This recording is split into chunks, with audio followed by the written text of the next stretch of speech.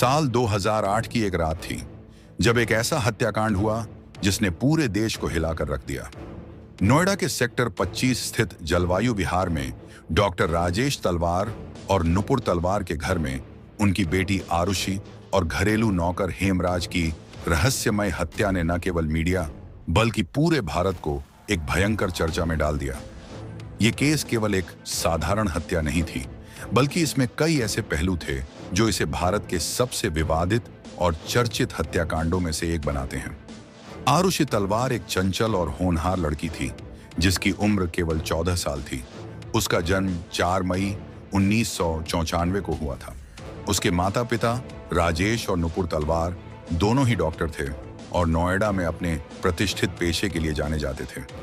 तलवार परिवार एक खुशहाल और सामान्य जीवन जी रहा था, लेकिन 14 मई 2008 की रात ने सब कुछ बदल दिया। उस रात सब कुछ सामान्य दिखाई दे रहा था। परिवार ने रात का खाना खाया और आरुषि अपने कमरे में सोने चली गई।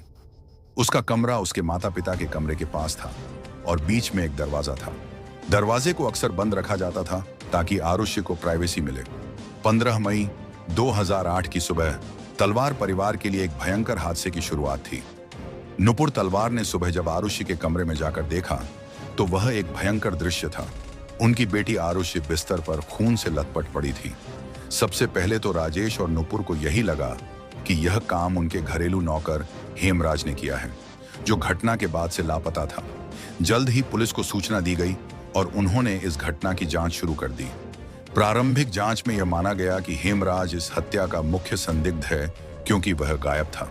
लेकिन कहानी तब पूरी तरह से बदल गई जब अगले दिन हेमराज की लाश घर की छत पर मिली। 16 मई 2008 को पुलिस ने तलवार के घर की छत पर जाकर देखा और वहां हेमराज का शव मिला। यह पूरी घटना को और भी पेचीदा बना देता है क्योंकि अब सवाल यह उठता था कि आखिर हत्यारा कौन है। पुलिस की जांच शुरू हो चुकी थी और मीडिया ने इस केस को हाथों हाथ लिया। शुरुआत में पुलिस के पास कोई ठोस सबूत नहीं थे, लेकिन जैसे जैसे जांच आगे बढ़ी मामले में कई उलझनें सामने आईं। पुलिस ने सबसे पहले घर के भीतर ही किसी की भूमिका की ओर इशारा किया। पुलिस ने शुरुआत में तलवार परिवार को शक के घेरे में लिया। पुलिस को यह संदेह था कि हत्याएं घर के भीतर से ही किसी ने की हैं, क्योंकि कोई जबरन घुसपैठ का सबूत नहीं था। आरुषि के कमरे का दरवाजा भी अंदर से बंद पाया गया था, जिससे यह अनुमान लगाया गया कि हत्यारा घर का ही सदस्य हो सकता है। पुलिस ने राजेश तलवार और नुपुर तलवार पर शक जताया और मीडिया ने भी इस शक को तूल दिया। शुरुआती जांच के दौरान पुलिस ने कई बार तलवार परिवार से पूछताछ की, लेकिन राजेश और नुपुर ने बार बार इस बात से इनकार किया कि उनका इस हत्याकांड से कोई लेना देना है। 21 मई 2008 को पुलिस ने आरुषि के पिता डॉक्टर राजेश तलवार को गिरफ्तार कर लिया। पुलिस का मानना था कि राजेश ने गुस्से में आकर आरुषि और हेमराज की हत्या कर दी। पुलिस के अनुसार यह मामला ऑनर किलिंग का था। पुलिस ने दावा किया कि राजेश ने अपनी बेटी को हेमराज के साथ आपत्तिजनक हालत में देखा और गुस्से में दोनों की हत्या कर दी। हालांकि राजेश तलवार ने इन सभी आरोपों को खारिज किया और कहा कि उन्हें फंसाया जा रहा है। इस दौरान मीडिया में इस केस को लेकर हर दिन नई नई बातें सामने आ रही थी। आरुषि तलवार हत्याकांड का मामला अब केवल एक कानूनी मामला नहीं रह गया था, बल्कि यह एक मीडिया ट्रायल का भी हिस्सा बन गया था। टेलीविजन चैनलों ने इस मामले को सनसनीखेज बना दिया और जनता की राय भी विभाजित हो गई। कुछ लोग राजेश और नुपुर तलवार को दोषी मान रहे थे, जबकि कुछ का मानना था कि पुलिस की जांच में खामियां हैं और असली हत्यारा कोई और हो सकता है। मीडिया ने तलवार परिवार के निजी जीवन को सार्वजनिक कर दिया और उनके खिलाफ कई तरह की कहानियां घड़ी जाने लगी। कई बार ऐसा लगा कि मीडिया इस केस का फैसला अदालत से पहले ही कर चुका है। जब पुलिस की जांच पर सवाल उठने लगे, तब सरकार ने इस केस की जांच सीबीआई को सौंप दी। सीबीआई ने इस मामले की जांच को पूरी तरह से नए सिरे से शुरू किया। सीबीआई की पहली टीम ने तलवार परिवार को संदेह से बाहर कर दिया और कहा कि इस केस में किसी बाहरी व्यक्ति का हाथ हो सकता है। उन्होंने यह भी कहा कि पुलिस की शुरुआती जांच में कई गलतियां हुई थीं और सही तरीके से सबूतों को संरक्षित नहीं किया गया था।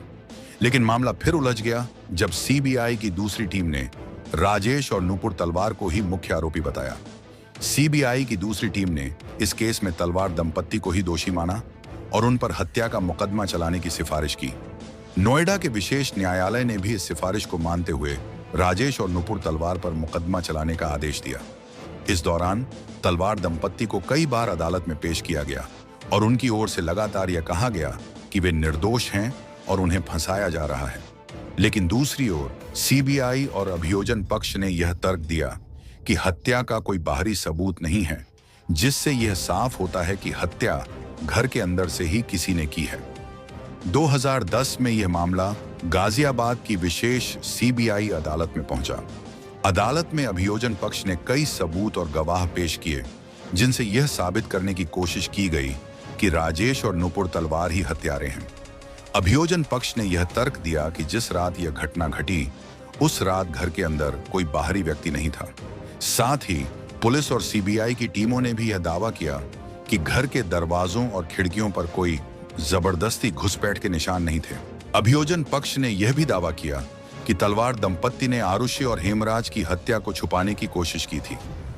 अदालत में यह तर्क भी दिया गया कि तलवार दंपत्ति ने जांच के दौरान पुलिस को गुमराह करने की कोशिश की थी। दूसरी ओर बचाव पक्ष ने इन सभी आरोपों को निराधार बताते हुए कहा कि राजेश और नुपुर निर्दोष हैं और असली हत्यारा अभी भी बाहर है।